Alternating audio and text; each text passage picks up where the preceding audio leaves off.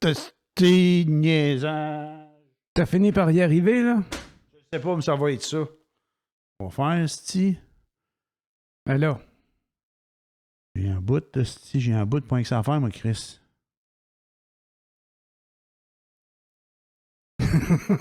Ben oui, toi. Avec un air de cochon. Puis, il fait un beau sourire, la caméra vient de partir. Bête de Chris. C'est comme ça, man. Quand ça marche pas à mon goût, j'ai la bête. Hey, salut Grégoire, comment ça va? Moi, ça va bien, toi, Jocelyn? Ça va très bien, merci et bienvenue à Boomers. Aujourd'hui, lundi, le 1er novembre 2021. Bam! Oui. Et c'est parti. Élection municipale la semaine prochaine. Déjà, oui. Vas-tu voter? Ben, bien sûr que je vais aller voter. Cool, moi aussi, je vais aller voter. Je vote à Longueuil dans Coteau-Rouge. Coteau-Rouge. Moi, j'étais à Chambly, à quelque part, dans mon coin. Je me souviens pas du nom du comté. C'est une affaire à 4 mots, là. Mais j'ai un carton, là, qui est marqué... Mais est-ce que tu sais pour qui tu vas voter? Ah, ça, je le sais, par exemple, pour qui je vais voter. Ouais, je vais voter pour la fille qui se présente. Excusez, j'ai fait un gros... J'avais un chat que j'ai pas sorti avant. C'est qui se présente? Il y en a combien, là, toi? En fait, il n'y en a pas tant que ça. Il y a 2 personnes qui se présentent au poste de mairesse, de maire, mais c'est 2 dames. Et puis, il y a 2 dames qui se présentent dans mon district là, pour conseillère. Mm-hmm. Donc, il y a un parti qui existe. J'ai oublié le nom du parti. Et puis, il y a la mairesse sortante là, qui, elle, est indépendante. Elle était dans un parti auparavant. Je pense que ça l'a comme un peu accroché là, avec les gens de son parti. Fait qu'elle est devenue indépendante. Elle s'est présentée comme mairesse. Elle était mairesse indépendante pendant un bon bout de temps de son mandat. Puis là, elle se présente comme mairesse indépendante. Puis moi, comme je ne connais pas personne ni aucun parti, ben je vais voter pour elle. Je pense qu'elle a fait une bonne job. Puis il y avait une conseillère qui se présentait comme indépendante. Puis je me suis dit, gars, c'est bien d'être conséquent. Je vais voter pour la conseillère qui se présente indépendante aussi. Donc, tu es un indépendantiste. Je vais voter pour les candidats qui sont indépendants dans mon district, plus la mairesse qui est indépendante, mais surprise! Laquelle? Ben... L'ancien maire se représente. Lui, le fou, là. Non. L'ancien policier, là. Non. Lui, il ne se présentera pas. Par contre, je me promenais dimanche en auto, puis je vois une pancarte d'un candidat, une candidate indépendante qui n'est pas dans mon district, mais je vois ça, puis c'est marqué avec l'abbé. L'abbé, c'est la mairesse, elle, qui se présente indépendante. Fait qu'elle est la conseillère indépendante de ce district-là. Elle a mis des stickers sur sa pancarte en disant « Je suis conseillère indépendante, mais je suis avec la mairesse indépendante ou la mairesse sortante indépendante. » Puis j'ai vu la même pancarte pour mon district après, puis il y avait des stickers. Ouais. Puis j'ai vu d'autres districts où il y avait d'autres candidats indépendants, puis c'était avec l'abbé qui est la mairesse. Fait qu'ils ont fait comme un parti indépendant, finalement. Ben, sans créer de structure comme telle, ils s'entendent bien, finalement. Ben, moi, je me disais juste, je veux être conséquent. Je me dis, je suis pas pour voter pour un conseiller dans un parti puis faire de l'opposition à la mairesse qui est indépendante. Je vais voter pour l'indépendante. Et il n'y a pas juste moi qui y a pensé, même eux autres, ils y ont pensé, ils ont créé comme un parti avec les indépendants. Le regroupement des indépendants. C'est moi qui viens de l'inventer, ça s'appelle pas de même, mais ça ressemble à ça. Ben, s'ils s'entendent, ça fait un bon travail. Ils ne sont pas obligés d'avoir un parti. Les partis, généralement, ça fait juste encarcaner, encadrer les gens dans une opinion qui n'est pas nécessairement la leur, mais qu'ils sont obligés de défendre parce qu'il faut qu'il y ait la ligne du parti. Ouais, c'est ça. Alors là, il n'y a pas de parti, il n'y a pas de parti pris. Tout le monde travaille de concert, généralement, pour l'avancement. Mais elle a fait un excellent travail depuis qu'elle est là. Bon, excellent, je ne sais pas. Moi, je trouve qu'elle a fait une bonne job. L'autre, bon, je ne vais pas faire un jugement, mais je pense que c'est un parti puis une organisation qui était, je dirais, corrompue parce que la ville est tombée en tutelle après un certain temps. Puis, je pense que c'est un peu un genre dictateur, là, tu sais, c'est lui qui menait tout là, au conseil, puis tout ça. En tout cas, je pense que c'est une drôle de gestion, là. Et puis, mais je pense que pour l'instant, ça va mieux. Puis, c'est dur à dire qu'est-ce qui a causé ça, mais avec la COVID, là, l'année passée, ben, tu sais, il y avait du budget qui devait servir à faire des spectacles, à faire des fêtes de quartier, puis à faire plein de trucs qui, j'imagine, qui n'ont pas été en mesure de dépenser parce qu'ils ne pouvaient rien faire de ça. Il y a plein d'activités qu'ils n'ont pas pu faire. Fait que, en tout cas, je ne sais pas s'ils ont pris l'argent là-dedans, mais ce qu'ils ont fait, c'est que, en tout cas, chez nous, à Chambly, Ils ont rajouté des tables de pique-nique un peu partout, plein plus d'espace pour pouvoir vivre dehors. Ils ont aménagé. Ils ont aménagé. Ils ont donné du soutien à des commerçants. Ils ont allongé certaines terrasses sur des rues. Ils ont mis des affiches. Ils ont peinturé le plancher, les trottoirs en disant allez voir vos commerçants locaux avec des sortes de... Non, je trouve que c'était quand même bien. Moi, j'ai trouvé ça bien intéressant. Au moins, ils ont pu enlever les frais de stationnement. Ouais, ça, c'est une autre affaire. Là. C'était-tu assez pénible, ça? Oui. Fait que c'est ça. Puis, ça, c'est Chambly, puis c'est une des centaines de municipalités qui vont aller voter en fin de semaine. Il y a une chose que j'ai remarqué tantôt, que j'avais jamais vraiment remarqué au Québec, à tout le moins. Tu sais, les pancartes électorales, là.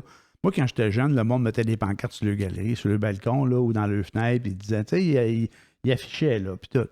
Puis, une chose que je voyais souvent aux États-Unis, que je ne voyais pas ici, c'est les pancartes plantées dans le gazon. Aux États-Unis, je voyais beaucoup ça. Mais je disais, aux États-Unis, c'est beaucoup dire, là, je devrais dire en Nouvelle-Angleterre, là, parce que c'est là que j'allais un peu plus souvent. Puis quand il y avait des élections, puis eux autres, ils en ont souvent, là, pour différents trucs, là. Mi-mandat. De députés, puis Sénat, puis Némite, là, toutes sortes d'affaires. Je ne connais pas vraiment la politique américaine, mais tu voyais, t'arrivais à des places, puis il y avait plein de pancartes plantées dans le gazon. Puis je vois ça ici, tantôt, m'en venant à Longueuil, il y avait ça, il y avait pas mal de pancartes dans les parterres. Dans le parti de Mme Fournier. Oui, c'est ça. Mme Fournier, elle est très présente, mais je pense que c'est l'héritière...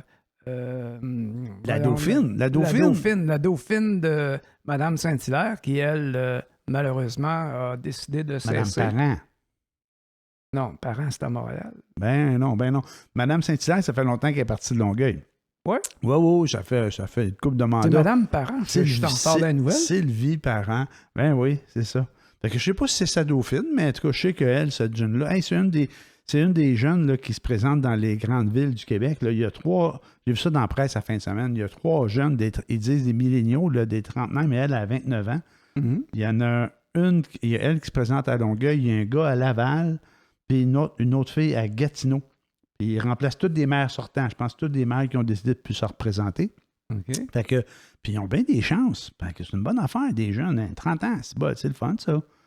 Ben, le candidat le plus jeune que j'ai entendu parler, il est encore à l'école, il est au cégep, il a 18 ans. Oui, mais lui, c'est un conseiller. Là. Un conseiller? Non, je pense ça. Non, je suis présenté comme conseiller. Il se présente comme maire d'une petite municipalité. Pierreville. Je pense qu'il est au secondaire, il n'est même pas au cégep. Je pense qu'il est rappeur à l'épicerie. Puis c'est même pas des farces là, que je fais. Ben oui, pense mais il n'est pas moins intelligent pour autant. Ça n'enlève rien. Ça n'a rien à voir. Pas en tout. Il a bien le droit. J'ai bien hâte. T'as bien raison. J'ai bien hâte d'avoir les résultats de ce jeune-là. On va le suivre. En tout cas, il était sérieux. Tu voyais dans sa démarche là, qu'il voulait. Puis je dis ça avec un sourire, mais c'est pas narquois. Là, c'est juste... Moi, je trouve que c'est vraiment une bonne affaire. Puis tu sais, c'est une petite ville. Fait que, il peut pas être payé que... Petite ville ou grande ville, ça reste que si t'es là-dedans, si t'as ce qu'il faut, tu l'as ou tu l'as pas. Tant qu'à ça. T'es pas obligé d'attendre d'avoir 70 ans pour te présenter. Tant qu'à ça, t'as bien raison. Mais une petite ville ou une grande ville... Mais c'est sûr que ça prend quelqu'un d'expérience à côté pour tempérer un peu les ardeurs, parce qu'on sait qu'à cet âge-là, on veut virer le monde à l'envers puis tout révolutionner. Ouais. En tout cas, moi, à cet âge-là, c'est ça que j'étais comme ça. Ben oui, c'est sûr, mais pourquoi tu voudrais quelqu'un pour le ralentir? Pas pour le ralentir, pour l'aider à se diriger, pour éviter des écueils qui parfois peuvent t'échapper si tu manques d'expérience. Ouais, OK. Moi, je dirais plus peut-être quelqu'un dans son parti ou dans sa gang qui pourrait l'épauler pour pas qu'il se fasse enfirouaper par des vieux ratoureux. Non, ben c'est sûr. Tout le monde, je sais pas si c'est vraiment comme ça, mais quand j'étais jeune, moi je viens d'un tout petit, mais petit village, là, tu sais, il y avait un budget de, je pense, de 1000$ par année, là, tellement que c'était petit, là. Ouais. C'est une blague que je fais, mais c'était pas gros le budget. Ouais, mais tu sais, en 1940, 1000$, ça valait beaucoup. En 1940, oui. Fuck you. Et puis, c'était hallucinant à quel point de moindres petits détails étaient montés en épingle, puis tout le monde en profitait pour pouvoir s'opposer à l'autre, pour pouvoir mettre son point de vue, puis je trouvais tellement que c'était des chicanes de clochers inutiles, des pertes de temps.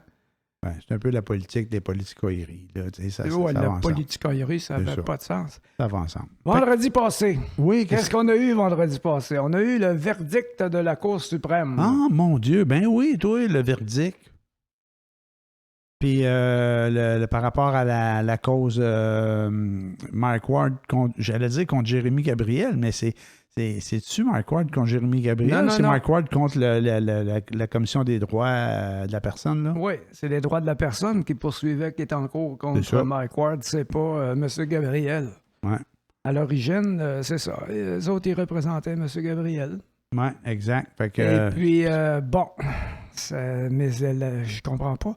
C'est sûr qu'il y a eu une décision favorable à M. Ward de la part de la Cour suprême, Ouais. mais c'était très mitigé. 5 contre 4. regarde, moi, Ça veut dire qu'il y en a 4 juges qui ont embarqué dans ça, là. oui, il y en a 4 qui ont embarqué dans ça. Moi, là, ma première réaction par rapport à ça, moi, j'étais sûr que c'était pas passé de façon unanime. Ça a l'air que je me suis planté, mais ça doit être rare, les décisions unanimes à la Cour suprême.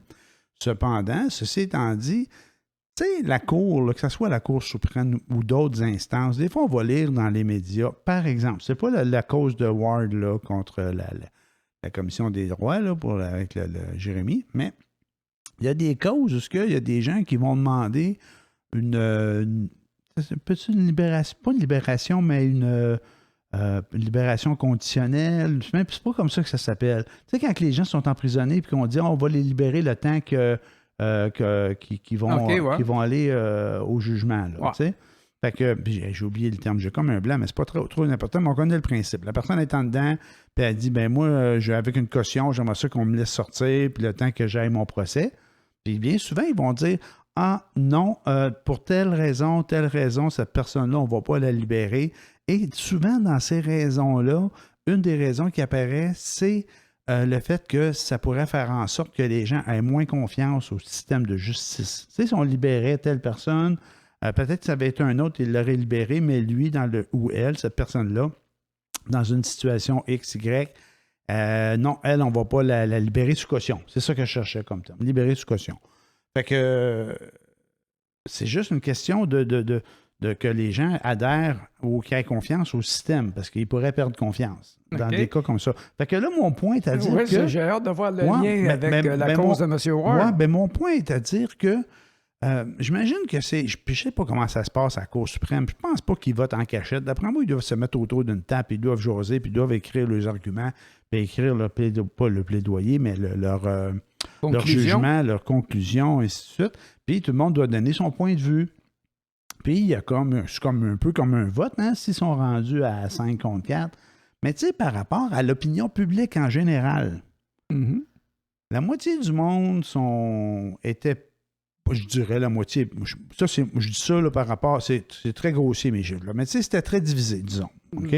Il y a des gens qui disaient « Ah non, c'est vrai que ça n'aurait pas dû se passer, puis Ward, il est allé trop loin, et ainsi de suite. » Puis il y a une autre partie du monde qui dit ben là, regarde, on a une liberté d'expression, puis c'est dans le contexte, puis c'est d'humour. Puis il y en a qui vont dire l'humour et le dos large, le monsieur était méchant. Ben oui, il était méchant, il fait des jokes méchantes. C'est un gars qui fait de l'humour noir. Ceci étant dit, pour allier l'opinion publique, moi, quand j'ai vu le résultat à 5 contre 4, là, ça peut pas être plus proche, là. Fait que ça aurait été quoi s'il avait dit OK, unanime, 9 contre 0. Là, moi, on aurait crié contre la Cour suprême. Moi, je pense qu'il y a une. Malgré que tous ces gens-là devraient être impartiaux, je pense qu'il y a de la relation publique et des communications qui se font dans ce... C'est pas supposé. Pas en cours de justice. C'est pas supposé. Il n'y a pas de... Pas supposé. Tu sais, quand on dit qu'une personne n'aurait pas une libération conditionnelle parce que ça va faire perdre la confiance à la justice aux gens, là, c'est un peu le même principe. Là. Moi, j'ai appelé ça des relations... des relations pas commerciales, mais en tout cas, c'est pas le terme pantoute, mais je veux dire, de communication, tu sais, des trucs de communication. Mais moi, je me suis dit, hey, c'est tellement proche qu'ils ont dit, garde, on peut pas dire qu'on est tous pauvres. Je dis pas qu'ils l'étaient, là, mais je pense pas qu'ils pouvaient se permettre ça. Puis j'ai vu des arguments, des contre-arguments des gens qui ont voté contre, puis ça demeurait encore que, ben, il a pas été fin, puis il a fait des jokes pas fines. C'était pas ça, là, mais ça ressemblait un petit peu à ça. Ça ralliait un peu la perception d'une certaine partie de la population. Tu sais. Donc, moi, là-dedans, je me dis, dans ce cas-là, Puis on le relisait dans les jugements, c'est que c'est pas une cause en discrimination, c'est une cause en diffamation. Puis si, moi je connais pas la justice, mais j'imagine que là, en s'adressant au tribunal, la Commission des droits de la personne, ben c'est eux autres qui prenaient toute la charge, puis toute la charge financière, puis toute la charge de défense. Ça ne coûtait rien à la famille, je présume, pour faire ça. C'est la commission qui poursuivait. Puis Ward, lui, il fallait qu'il fouille dans sa poche. Absolument. Ça lui a coûté un bras, lui. Monsieur Gray, il ne travaille pas à 5$ de l'heure, certain. S'il avait été en diffamation, là, il aurait fallu qu'il se prenne un juge, là. Puis que là, si la famille de Jérémy Gabriel là, aurait été en diffamation, il aurait fallu qu'il se défende. Oui. Il aurait fallu qu'il poursuive. Ça aurait pris un juge, non? Oui. Ben, pas un juge, des avocats. Excuse-moi, c'est sûr que ça aurait pris un juge. Mais je me suis trompé, fait un lapsus, mais il aurait fallu qu'il paye des avocats pour les représenter. Oui. Ben, s'il aurait été aussi loin, s'il aurait fallu qu'il fouille dans leur poche.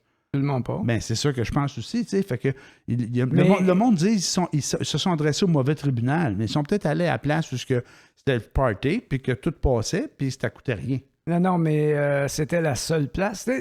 Le système de justice, il y a la réputation de convenir aux gens qui ont de l'argent puis moins à ceux qui n'en ont pas. Exact. C'est-à-dire que si tu as les moyens de te payer Julius Gray, par exemple, puis là, je dis pas que c'est le cas, mais tu as bien des chances d'arriver à convaincre les cours de justice de ton point de vue si M. Gray accepte de le défendre. Mais tu sais, ça, c'est pas moi qui l'invente, c'est Mike Ward qui l'a dit dans son allocution après, son conférence de presse, je peux dire.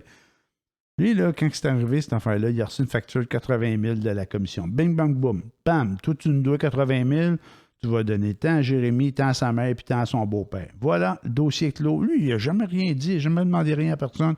Ils ont fait une plainte, bam, il a reçu une facture. Il a reçu une pénalité. Je vais d'abord, il dit, Chris, ça n'a pas d'allure, ça, cette affaire-là. C'est une cour de justice. Est-ce que c'est la Commission des droits qui a établi? C'est le tribunal, là, mais probablement que lui, de la manière que j'ai compris, c'est qu'il a reçu ça.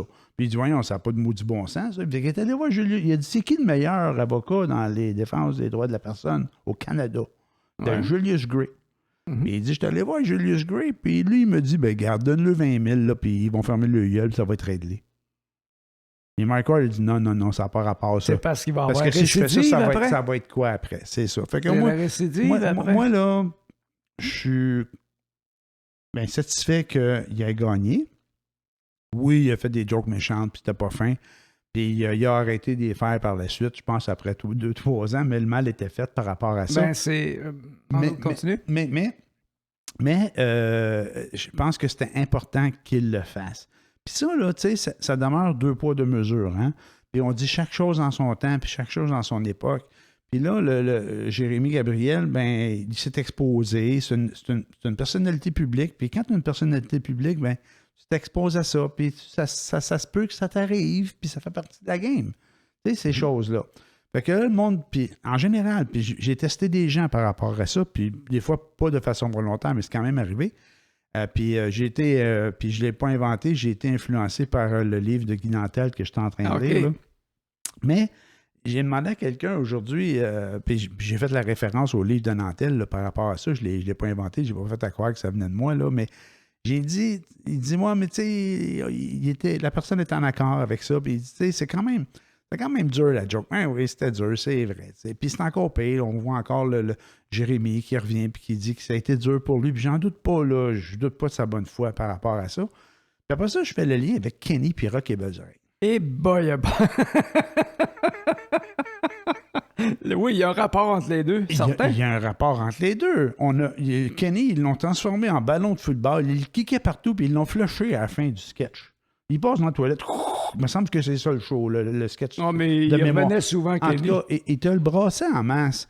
Puis on trouvait tout ça drôle, puis tout le monde trouvait ça drôle. Puis je comprends que c'est d'une autre époque, mais...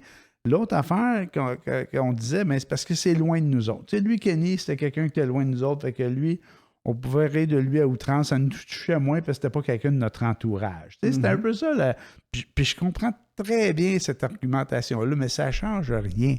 Tu sais, t'as le droit, on avait le droit de rire de Kenny il y a 30 ans, sûrement 30 ans à peu près. Fox. Terry Fox, on en rit encore de Terry Fox. Il y a combien de jokes il fait encore des jokes sur Terry Fox. Ben oui, j'ai vu une affaire à un moment donné, ça disait il vendait un truc qui mesurait 100 pieds. Tu sais, c'était marqué 99 de plus que Terry Fox. Ouais. Tu sais, je veux dire... c'est devenu une mesure étalon. mais à quelque part, tu sais, puis Colin, quand il parlait de Jérémy Gabriel dans les journaux, dans les médias, il le présentait comme un jeune chanteur. Mais tu sais, si ça avait été... Parce qu'il a faussé devant le pape. Là. Si ça n'avait pas été Jérémy Gabriel, il n'y en aurait même pas eu un semblant de carrière de chanteur. Tu sais, il aurait pu en avoir une parce que... comment il s'appelle, la poignée de porte, là? Normand D'Amour. Normand D'Amour, il en a fait une carrière, lui. Mais lui, on pouvait rire de lui, par exemple, puis il jouait avec, il faisait avec. En fait, il y avait comme un gérant qui s'occupait de lui, puis il était découragé des bouts, il dit « Va pas là, tu vas faire rire de toi. » Il allait pareil. Il allait, puis c'est ça, ça les amuse, ça les amusera. En fait, c'est ceux qui en ont abusé, parce qu'il y a des gens qui en ont abusé. C'est eux qui sont les imbéciles, c'est pas lui. Ben non.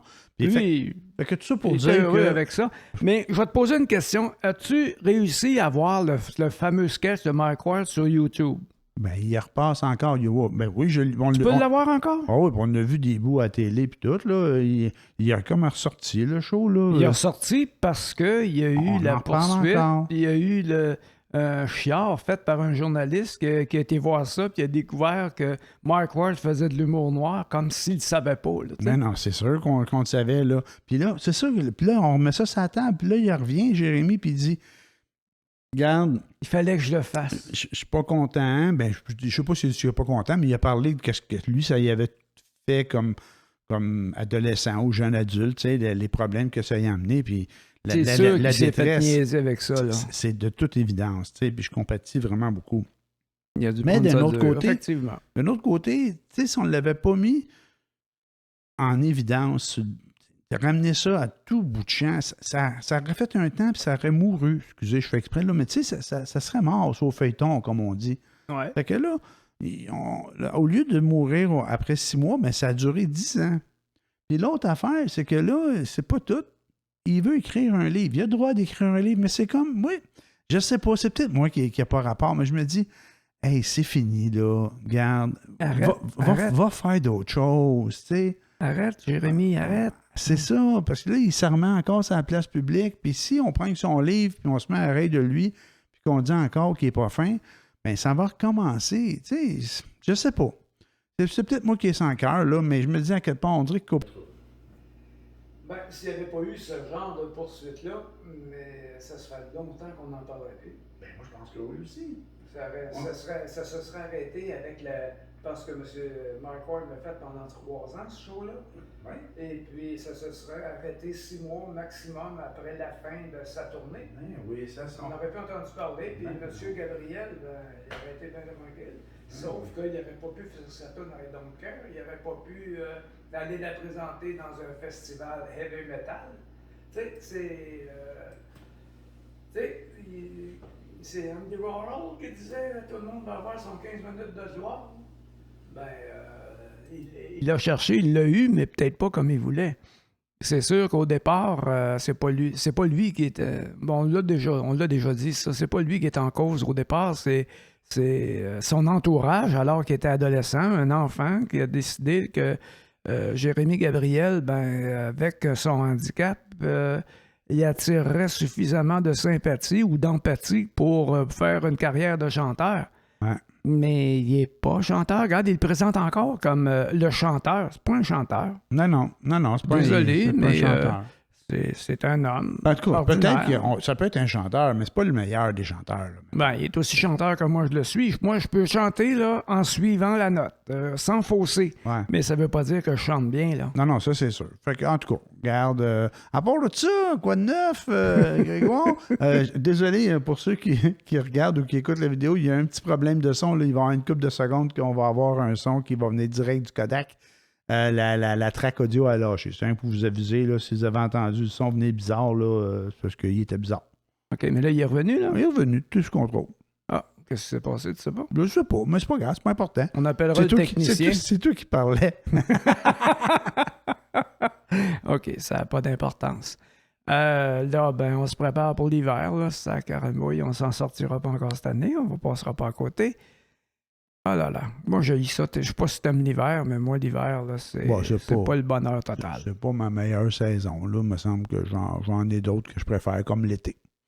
Fait que, non, c'est sûr que moi, l'hiver, je ne serai pas là-dessus, mais regarde, il faut faire avec. Là. Ça fait comme 50 quelques années que moi, je le vis. Toi, combien? OK. Ben, je suis né dans les années 40, d'après toi, tu disais tantôt. Ça. Fait que faites le calcul. 81. Non, c'est juste peut-être avoir un petit peu de vigilance, parce qu'il y a des gens, c'est la pire période de l'année pour ceux qui ont des problèmes de luminaux, je sais pas quoi. Là, comment que, tu sais, que le fait que les journées raccourcissent. Moi, je sais personnellement, le pire moment, là, c'est novembre avant que la neige commence. Là, parce que tout est sombre, gris, comme c'était hier. Là. Il fait noir, c'est humide, il pleut, puis c'est dégueulasse. Ça, c'est le pire moment de l'année, mais c'est ça. Si vous avez des gens autour de vous qui sont un peu sensibles à ça, ben, peut-être leur accorder un petit peu d'attention. Oui, c'est des périodes difficiles. Un petit peu d'empathie. Oui. Je voyais hier à la télé, puis il y a un spectacle qui a eu lieu il y a 2 ans, le 17 janvier. Il va en avoir un autre le 17 janvier de cette année. J'imagine que l'année passée, à cause de la COVID, ça n'a pas eu lieu. Mais il appelle ça le show de la déprime. Et puis, c'est pas pour rien que c'est le 17 janvier, c'est parce que c'est documenté là, que c'est la pire journée. Là. La pire journée de déprime de l'année pour les gens, c'est le 17 janvier. Je ne veux pas les détails, mais en tout cas, c'est ça. Les comptes de Mastercard rentrent à cette heure-là? Je ne sais pas si c'est ça, la luminosité, après les fêtes. J'ai pas le détail là, scientifique de la chose, mais c'est quelque chose qui existe, puis ils appellent ça le show de la déprime. Je pense que ça donne la journée de la déprime. Moi, je savais que, comme tu dis, là, qu'il y avait comme un genre de période blues là, qui arrivait maintenant. C'est le mois de novembre, le mois des morts. Là, et après, je pensais que c'était plus en février. Mais c'est ça. La Saint-Valentin, c'est que tout le monde met tellement l'emphase là-dessus que les gens qui sont pas en couple ou qui sont pas heureux en couple, c'est l'enfer de vivre ça là, avec toute la propagande qui se fait autour, tout le marketing autour de ça. Peut-être. C'est pesant, mais c'est une question aussi de luminosité. Au mois de février, c'est le pire moment pour... c'est le cœur de l'hiver. C'est là que tu sais que, bon, la marmotte, qu'est-ce qu'elle a fait? Là, on a-tu encore pour 6 semaines ou si on en a encore pour 6 mois? Fait que, on est rendu à quasiment notre 30 minutes. As-tu un dernier sujet pour finir ça, là, mon Grégoire? Non, pas à soir. Non. D'habitude, j'ai toujours quelque chose de prolongé de 15-20 minutes, là, mais... moi, je suis allé voir Dune en fin de semaine. Ah, t'es allé au cinéma. Ah oui, j'étais allé au cinéma. Bonne idée. J'avais dit la semaine passée que j'allais voir Dune. J'étais allé voir Dune. Moi, je suis pas un amateur de science-fiction. Fait que j'étais allé le voir. Mes attentes étaient élevées parce qu'on disait que c'était un très bon film. Puis je pense que oui, c'est un très bon film. Puis ce que j'ai vu, j'étais allé le voir en IMAX parce que c'est tourné pour l'IMAX. Parce que j'ai tout mis les chances de mon côté. Puis j'ai trouvé ça très beau, mais je ne suis pas un amateur de science-fiction. Fait que, regarde, c'est pas par rapport au film, c'est par rapport au fait que c'est pas ma catégorie de film, autant que c'est pas ma catégorie de film d'aller voir des films d'horreur, tu sais. Je préfère des drames, des films d'action, des comédies. Fait que, tout ça pour te dire que, bof, je me suis dit, OK, c'était bon, je vais aller voir le deuxième, parce que c'est une première partie, puis il va y avoir une deuxième partie, mais je n'ai pas été pâmé. Mais ça... Ah non. Ça, c'est moi. Mes attentes étaient élevées. Je ne suis pas un amateur de science-fiction. Par contre, j'étais avec ma blonde, puis elle n'est pas amatrice de science-fiction non plus, mais elle n'avait pas d'attente. Elle a trouvé ça très bon. Fait que ce qu'elle me dit, elle dit, hey, pour un film de science-fiction, moi qui ne traite pas ces films de science-fiction, j'ai bien aimé ça. Fait que, tu sais, c'est moi qui est mauvais public, je pense, dans ce cas-là.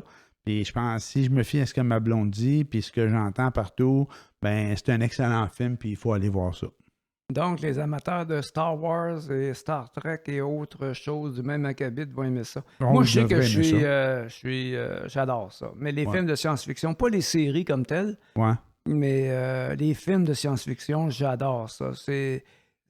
quand je peux mettre la main là-dessus, là, c'est ma priorité. Si j'ai un choix, là, c'est ce que je vais prendre en premier. Fait que tu vas aller le voir en IMAX, là? Je vais aller le voir en fin de semaine en IMAX. Ouais, mais j'aime pas les grosses foules, fait que j'attends que ça se calme un peu. Mais il y a deux choses. Il y a en IMAX, quand tu y vas le mardi ou en matinée, il y avait beaucoup de monde. C'est vrai, le mardi. Il y avait beaucoup de monde quand je suis allé en fin de semaine, là, mais je suis allé dimanche, il pleuvait, là, puis il y avait rien que ça à faire. Puis c'est le film de l'heure, là, fait que c'était plein de monde. Là. Mais quand même, j'ai réussi à m'installer dans la salle sans trop de problème. Mais c'est que ça coûte un petit peu moins cher. C'est juste pour ça. Fait que, mais d'un autre côté, toi, tu as droit à des rabais, là, j'imagine, pour d'autres raisons. Mais... Il ne faut pas y donner un os à ronger parce qu'il ne lâche pas. Hein? Je sais pas, je fais de l'âgisme en soir. Non, tu fais une fixation là, sur mon âge. Là, Je trouve ça très drôle. Mais d'un autre côté, c'est quand même... C'est très drôle. C'est très drôle. Mais il faut aller le voir en IMAX. Puis tu sais, je suis arrivé là en IMAX, puis au cinéma, puis il y avait beaucoup de monde. Je disais, ah mon Dieu, peut-être qu'on n'aura pas le temps. La ligne était longue, peut-être les passeports, tout ça. C'était un peu plus long. Puis quand je suis arrivé à la caisse, j'ai dit, reste-tu de la place? Le film est-tu commencé? L'heure était dépassée. Puis la jeune femme m'a dit, non, il reste encore de la place. Puis on est arrivé là, la salle était pas mal pleine. Je suis avec ma blonde, il y avait dans le milieu de la salle. Là, tu sais, le spot, là, à plein milieu de l'écran, en plein milieu de la salle, là, qui est un spot qui est quand même, il y avait 2 bancs. Fait que j'ai réussi à m'asseoir, puis on a vu quand même un bon film. C'est la place à s'asseoir dans le milieu. Mais c'était full pack. C'était bien plein. Ah ben c'est bon. Tant moi, mieux que le cinéma. Je dirais aller voir ça. Un dernier point. Le masque obligatoire? Le masque est obligatoire pour te promener. Ça, là, j'étais un peu confondu par rapport à ça. Et assis, tu peux l'enlever. C'est ça. Pour manger seulement. C'est pas clair. J'avais été voir un autre film il y a à peu près 2 semaines dans un autre cinéma. J'étais allé dans un Guzzo là, pour aller voir Dune. J'étais allé voir James Bond dans un Cinéplex. Un peu le même principe, là, tu sais, les salles avec les gros bancs puis les gros écrans. Un genre de IMAX. Pas IMAX, ils appellent ça un autre nom, eux autres. Et il fallait que tu achètes tes billets d'avance, que j'avais fait, puis il y avait un banc de distance entre les gens, puis ça disait que tu pouvais enlever ton masque pour manger. C'est ce que j'avais compris, mais il y avait une distanciation. Quand je suis allé là, au Guzzo, en fin de semaine, il y avait 0 distanciation. Tu es assis un côté de l'autre. Puis je me disais, probablement que la règle, c'est d'enlever ton masque juste pour boire de l'alcool puis manger ton popcorn. Puis ils ont passé une grosse annonce au début, là, puis qui disait, un coup que vous êtes assis, vous pouvez enlever votre masque. Moi, je sais pas, c'est peut-être moi qui n'ai pas un niveau par rapport aux règles, mais j'avais l'impression qu'il y a quelque chose qui manquait. D'après moi, là, il avait oublié de dire qu'il y avait... Avant, il devait avoir une distanciation d'un banc, là, puis là, il n'y en avait plus. Il y a quelque chose qui ne fitait pas. Fait que tu peux te dire que moi, je l'ai gardé, mon masque. Okay. Ma blonde aussi. Puis on ne s'était pas consulté, puis on n'avait pas décidé de ça, là, parce qu'il y avait du monde autour. Puis quand on a pris une gorgée de la liqueur, on l'enlevait, là. C'est à peu près ça. Puis je dis une gorgée de liqueur, c'est pas vrai, j'ai triché, j'ai rapporté une bouteille d'eau à bulles, là. Fait que j'ai triché. Fait que c'est ça. Mais il y avait du monde assez. Mais pas mal les gens qui gardaient le masque que je voyais autour, mais c'était pas. D'un autre côté, regarde, il n'y a pas de risque zéro. On était tous double vaccinés. Ça fait que bof. Il y a quand même ça. Mais le risque est tout de même là. Oui, parce que ça ne change rien. Tu peux être porteur, mais tu vas être porteur probablement d'un moins lourd fardeau que celui qui n'est pas vacciné. Puis moi, je suis vacciné de double AstraZeneca, puis je vais faire partie de ceux qui vont avoir droit à une 3e dose là, d'un ARN messager, parce que je pense qu'il est moins bon là, à longue, là, AstraZeneca, ce que j'ai compris. Peut-être que... Ouais. Mais c'est sûr que quand ils ont sorti le vaccin, ils ne pouvaient pas savoir à long terme ce que ça ferait. Ils sortaient le vaccin. Ils ne pouvaient pas le savoir. Exactement. Fait que c'est ça. Puis l'autre affaire, il y a une petite chicane au Parti libéral, là.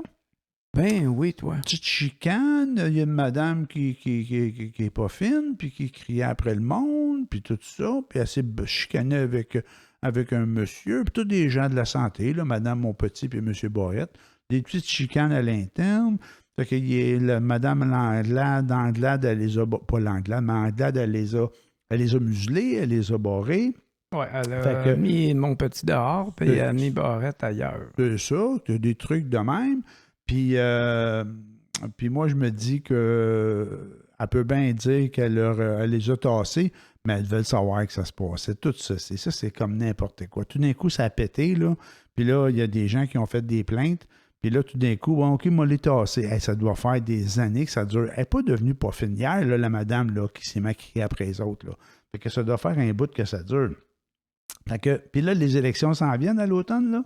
Moi, j'arrête. Moi, je disais, j'ai tout eu pour m'en dire, elle, là, elle va se rendre elle était élue par acclamation comme chef du parti parce qu'elle était la seule. Elle va se rendre aux élections, elle va en perdre, puis ils vont en tasser. Mais sais-tu quoi? Je viens de changer d'idée. Elle ne se rendra même pas aux élections. Ils vont en tasser avant les élections.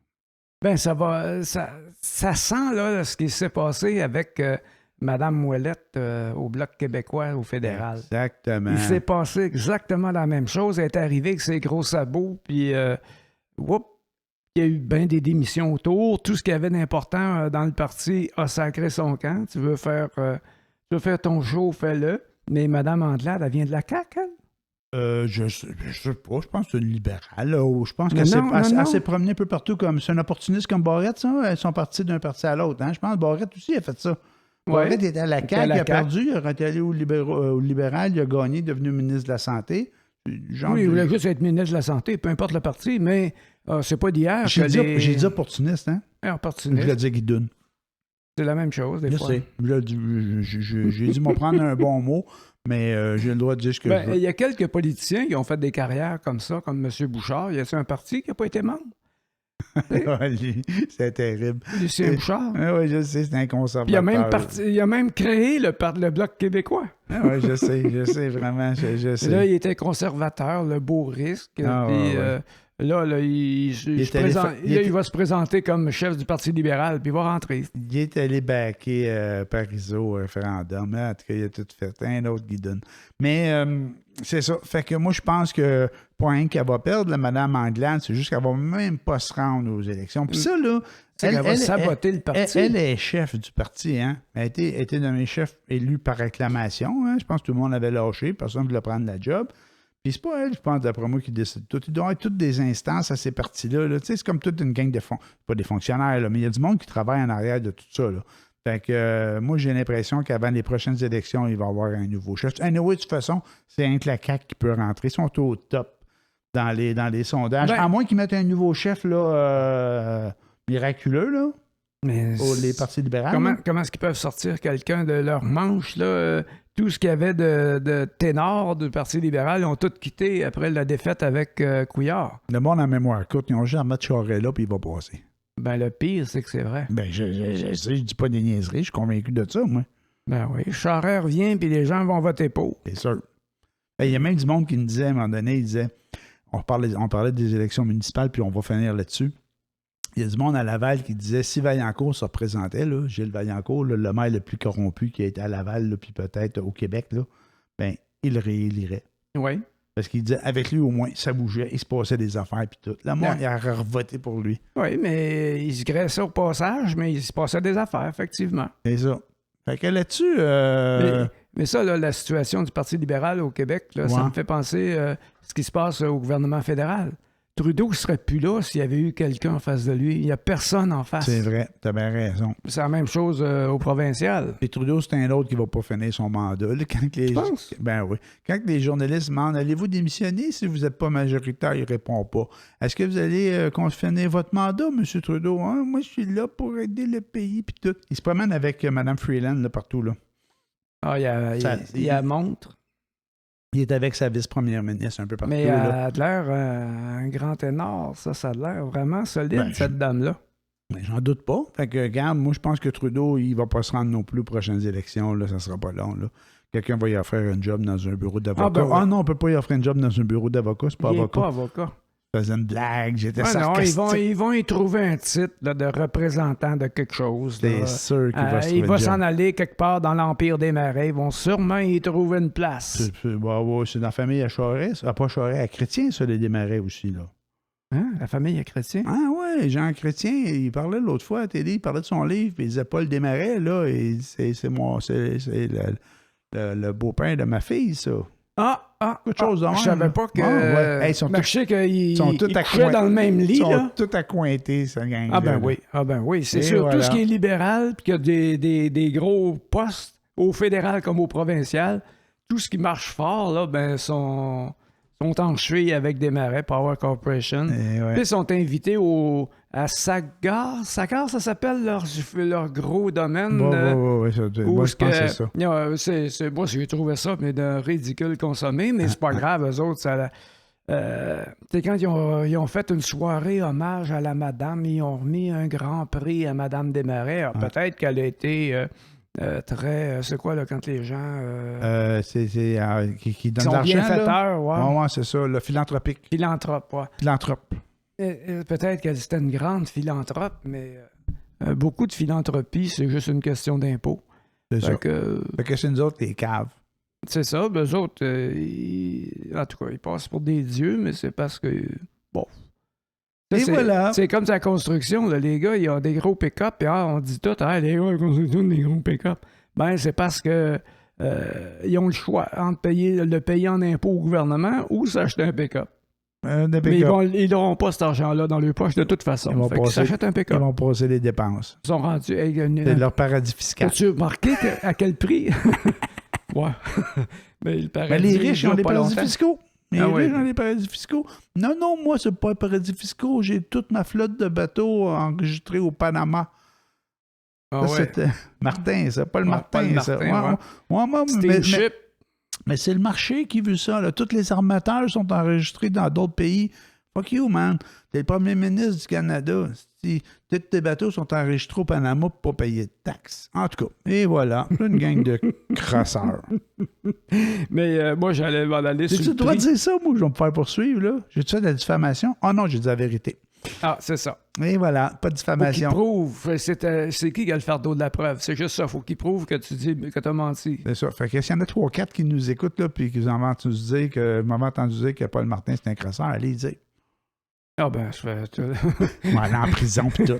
Et Shot ne sera pas le premier à y aller parce qu'il va y avoir une grosse file d'attente. Ça va être comme Tony Max. Là. Tout le monde qui l'ont traité de crasseur. Il va y avoir une gang en avant de moi. Et Chris, oui. C'est ça. Dès qu'il a été élu premier ministre, tout le monde s'est mis à le traiter de crasseur parce que j'administre plus mes bateaux qui sont enregistrés, comme tu dis, au Panama. C'est plus moi qui les administre. Fuck you. C'est ça. C'est comme le gars là, qui s'est fait prendre avec la CAQ, là, qui il avait une compagnie, mais s'il la vendait tout de suite, il allait perdre des millions de dollars. Fitzgibbon. Fait qu'il a patiné jusqu'à ce qu'il n'y ait plus de choix. Ils ont été obligés de le tasser, mais je pense qu'il est revenu, là. Il est revenu, là, mais je pense qu'il en avait besoin. Ça a l'air qu'il fait une bonne job, par exemple. Mais c'est ça. Il n'avait pas le droit. Il n'avait pas le droit pareil. C'est ça. Techniquement, ça devenait très touché, mais tu sais, si tu vas avoir des gens qui ont les capacités, les qualités pour remplir une fonction bien précise, comme par exemple, M. Fitzgibbon, je ne le sais pas, mais M. Parizeau, c'est quelqu'un qui aurait pu avoir une immense carrière s'il n'avait pas été en politique, puis il serait mort beaucoup plus riche. Mais lui, c'était pour la cause, il n'était pas là pour l'argent, il était là... Bon, enfin, s'il n'avait pas été payé, il n'aurait pas été là. Mais c'est normal. Mais c'est quelqu'un qui aurait pu avoir comme financier. Là. Économiste. Un économiste. Il aurait pu faire beaucoup plus d'argent dans le privé qu'à enseigner à l'école. C'était une sommité mondiale. Ben ouais. Fait que là-dessus, Grégoire, on finit ça en chialant, puis c'est correct qu'on a le droit de chialer. Puis moi, j'ai pas passé l'Halloween hier, il mouillait. Puis vous pouvez broyer le Canadien, c'est pas fini. OK. Il va continuer de perdre. Le pire résultat dans 80 ans. C'est pathétique. Là-dessus, bonne semaine. Ah, c'est ça. Bonne semaine. Salut tout le monde.